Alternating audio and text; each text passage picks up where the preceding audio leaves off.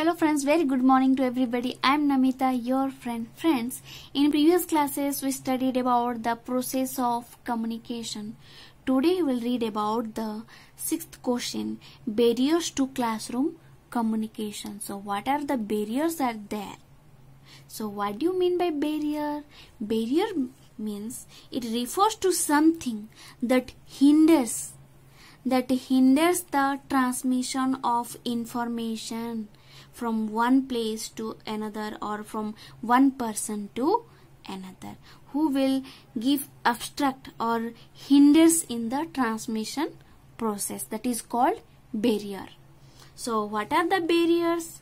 First one is out of school interference. What do you mean by out of school interference? Friends, students will give interest in the commercial film programs, TVs and radios, more interesting than classroom teaching. The cinema, the programs are more interesting than classroom teaching. So students what will do? They will cut classes to see cinema.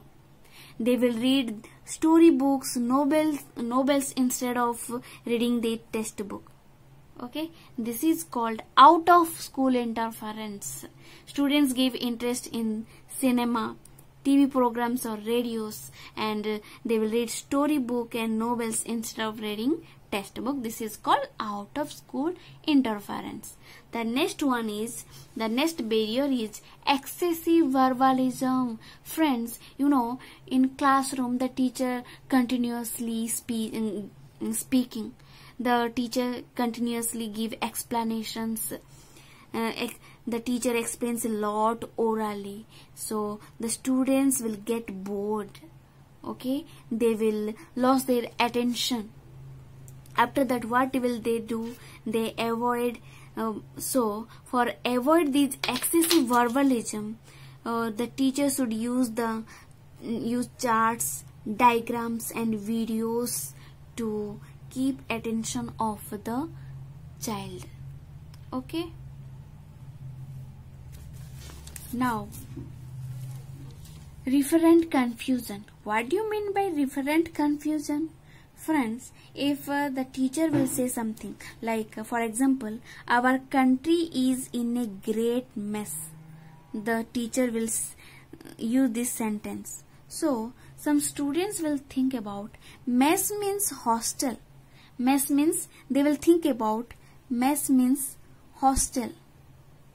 But why teacher saying our country is in a great mess? The teacher is saying nonsense only. You will think like that. Okay, so the confusion by the students and misunderstanding of word and sentence is called referent confusion. Okay, so friends, mess means, for the word mess, it is not a single meaning of mess. No, mess means hostel, mess means here, great mess. It is a adjective for this meaning, great disorder.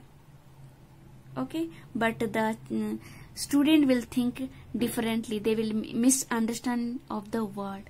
So this is called referent confusion. And the students will think the teacher know nothing. Now the fourth word, daydreaming. Friends, if the classroom teaching is not interesting, what the students will do? The students will begin to indulge in thoughts like they think about yesterday's movie, they think about the serial, they think about they wait for the lunch bell, when the lunch bell will ring. Okay, see, for example, the teacher explaining about the Mughals and the downfall of Mughals, and the students thinking about the Bahubali movie. Okay, that is called daydreaming. Limited perception. What do you mean by limited perception? The teacher may explain a lot. Okay, see, we will see at a time, we will see many words. Okay, but we will capture, our mind will capture some words from it. Okay, if 20 things are there, then our mind will capture only 5 or 3 words of it. Okay, so the teacher may explain a lot, but the students able to understand a part of it.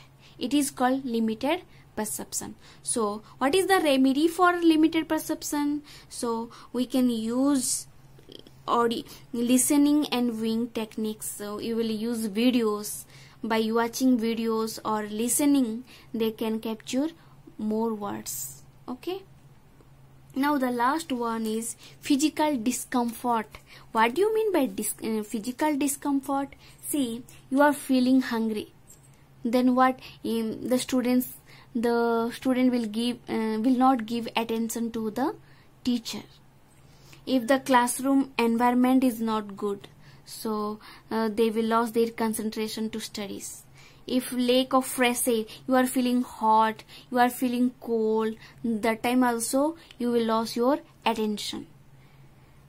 And broken chair, broken table, these are the examples of what? Physical discomfort.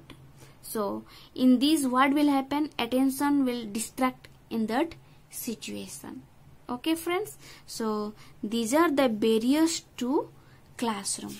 So what are these? Out of school interference, excessive verbalism, referent confusion. The fourth one is daydreaming, fifth one is limited perception, and the sixth one is physical discomfort. Okay, I hope you understand what you mean by the barriers of classroom communication. If some doubts are there, you can ask me in the comment box. And friends, don't forget to like and subscribe me, and thank you for watching my video.